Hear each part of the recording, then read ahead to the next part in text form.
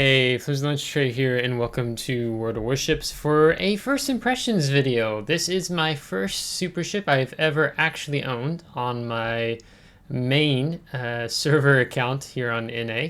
I've played them on the test server. I've never played Jacksonville on the test server. I played multiple of the others. I did 2 asymmetric battles the other day, mostly just to see credit cost, and unless you're taking blue boosters in asymmetric, you're definitely losing money on the super ships. In my case study of those battles, which were the same map, and I did almost exact same damage, caps and plane shutdown, etc. So this is just my first impressions. This is live commentary. And taking Jacksonville out in asymmetric, or not asymmetric, random battles. So we'll see how it faces up against random PvP environment here in the game. So since this is my first impressions, I don't have like, oh, this is exactly how I'm going to be playing the ship, so on and so forth. But just to highlight a few things, like you're pretty much covered in 25. You do get 30mm deck, but then you have this massive 13mm superstructure, which can definitely be farmed. You do get a Citadel armor belt of 152, and you can see even kind of a little different up here by the forward main battery turrets, 51, and then 25, then a little 51 there. So kind of interesting what they're doing there.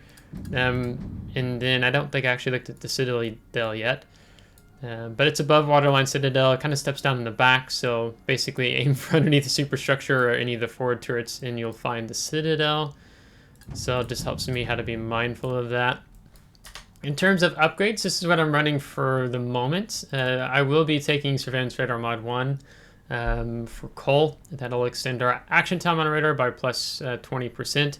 Right now it's at 40 seconds, so like 48 seconds, which would be quite nice. I mean, I could be tempted to run it right now, but I'm kind of waiting because I just want to take the ship in the battle, figure it out. We went for main battery mod 3 in a 6 slot.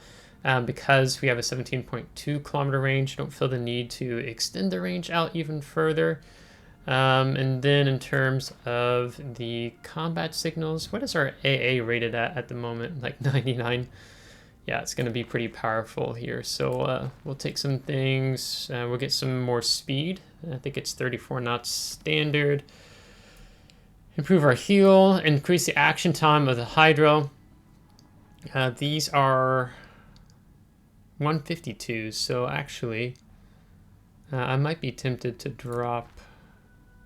It is the weekend, because let's see, that takes us to 4.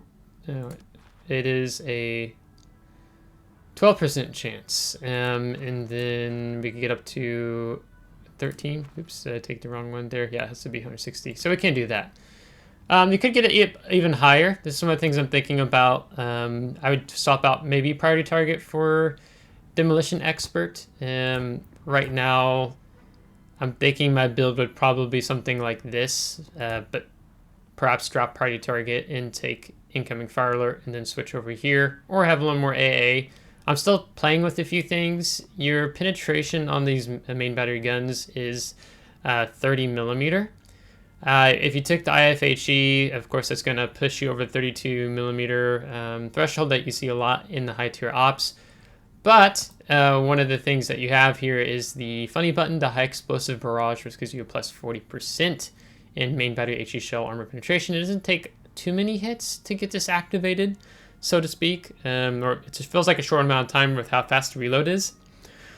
So I'm thinking maybe I don't need the IFHE, but with IFHE and this activated, you would be pinning like 52mm. So something like Libertad as an example. So just some thoughts. We're going to take some green boosters here. Do something like that. So I like the feel of the ship when I was in asymmetric. I quite like the tier 10 light cruiser, the Worcester, however you want to pronounce it. So interested to see how if this pans out here in random. So we got a match pretty quick. Apologies if I sound a bit tired. It is because I am tired, because sleep was elusive a bit for me last night. So you might see some questionable decisions made by me as well. because of my sleepiness. We'll find out. I need to go get a coffee. Okay, well, there's no CVs. There's no submarines. We have some 510, some 457, so I'm paying attention to overmatch. We've got some Nevsky Seattle radar, got Conde, a lot of torps between the Shimas and the Jaeger, going against this gunboat. Hotspots. Okay, where did they put us at? Okay, this is arms race. Yeah.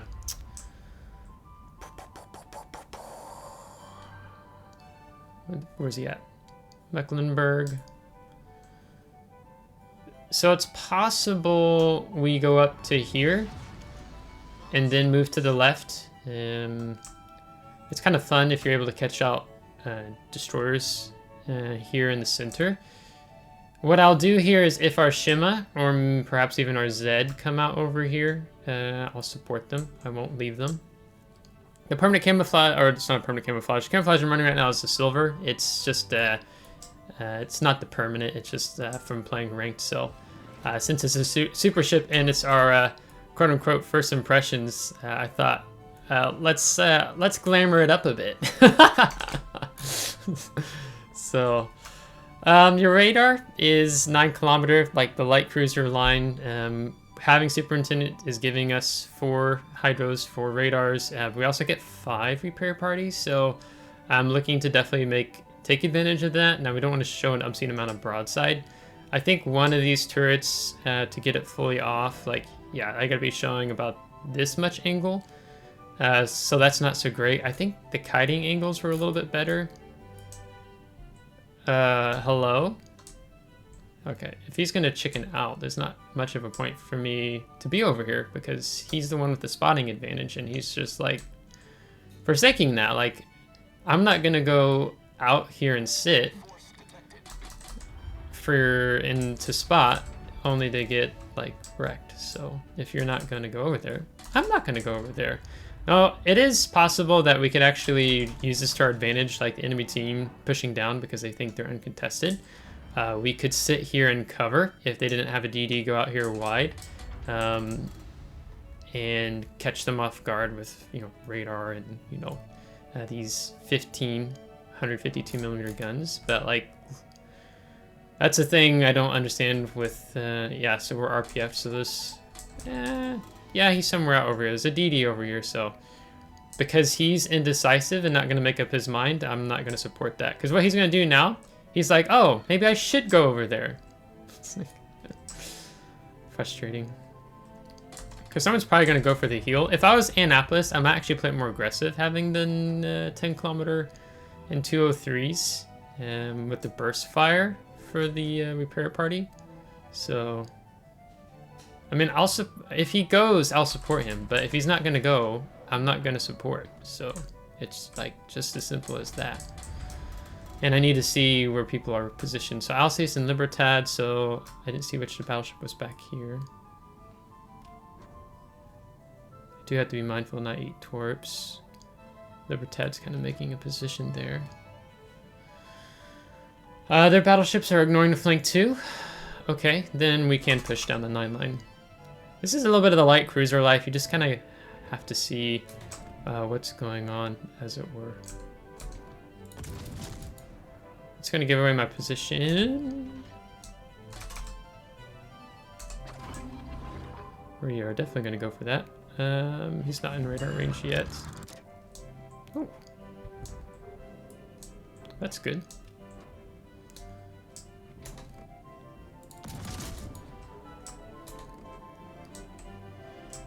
Just the one thing, it does end up working to our advantage, like in baiting them, thinking like they have free access. So he's probably screwed. He'll probably die to Shima's torps.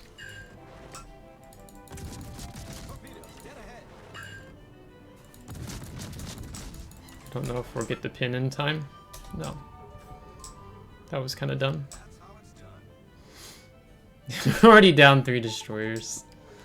Level. Okay, so there's a saddle up here. Shikishima's sniping in the back.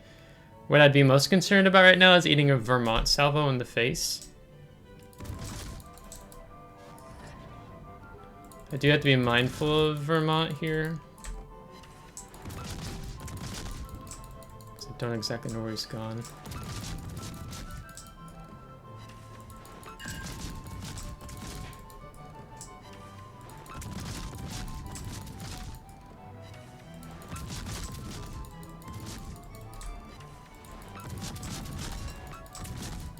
I don't really feel like activating the F key right now. Yeah, there it is.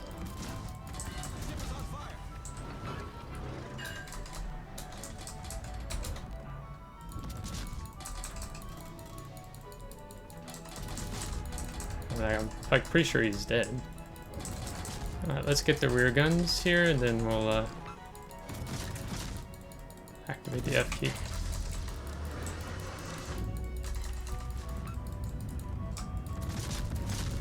The thing with Vermont is like his propulsion, so we have to kind of measure for that, if you will.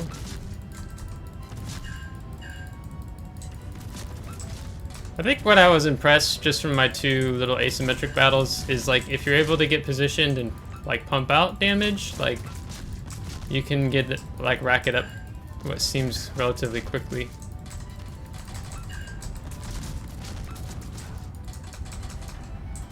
Debating if I want to keep shooting or not. I'd rather him get a salvo off. Ah, he's almost dead. This might cost me the kill because I stopped firing.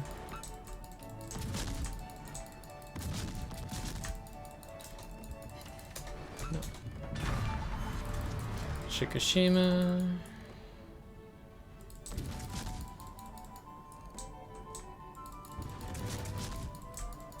We're only getting 3 turrets off at the moment.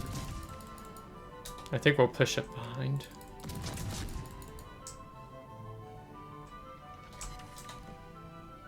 I don't want to take a blue shoot maybe here and he ends up spotting. Okay, there we go. I want to know where he's at because I don't want to get like accidentally lit. I think we can lob the island because now he doesn't really have support. So we're just gonna keep pushing. Spam the M key. Get a little bit more damage here.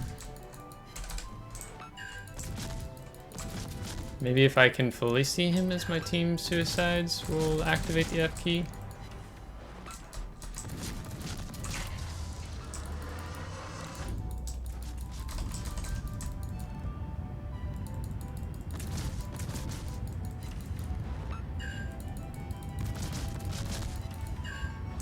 Is he gonna ground?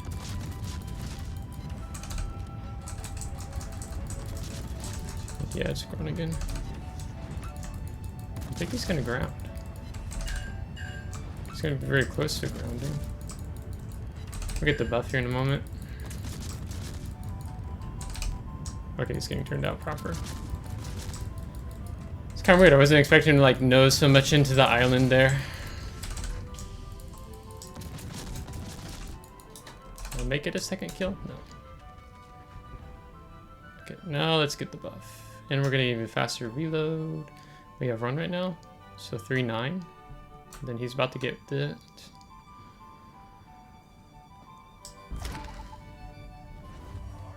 So now we are at 3 flat. That's kind of wicked. Yeah, so I'm kind of wanting to play the ship a bit more before deciding how do I want to, what kind of commander build I want to set up, and also what commander. I'm tempted to put Halsey on here. You know, if you got something like a Confederate, be kind of savage with the reload time and whatnot. Let's see, we got a Conde up here. They're playing really far. That's kind of like the arms race. You have to be mindful of mid.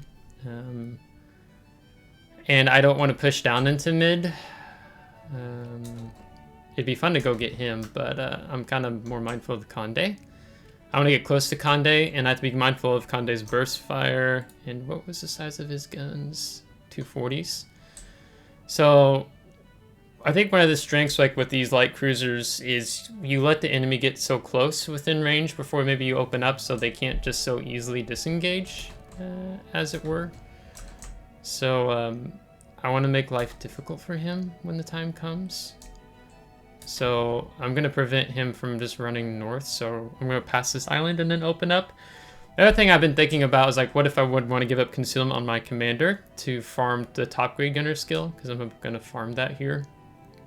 I just have to be mindful of the burst fire.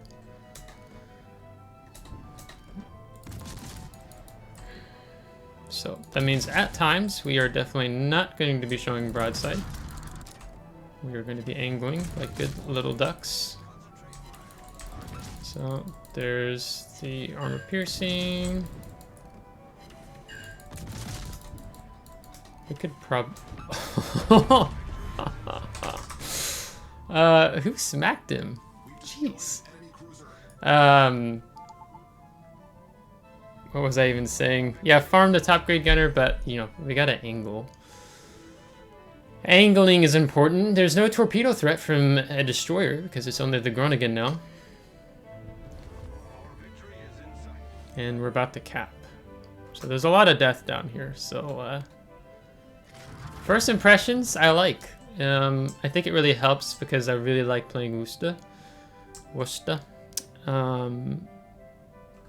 This is kind of savage to have 40% additional IFHE, or pin, excuse me. So that's kind of why you don't necessarily need to spec for IFHE because of that skill. We're going to keep blind firing him. Unless you're just that obsessed with pin. Now, unlike Worcester, I do take it.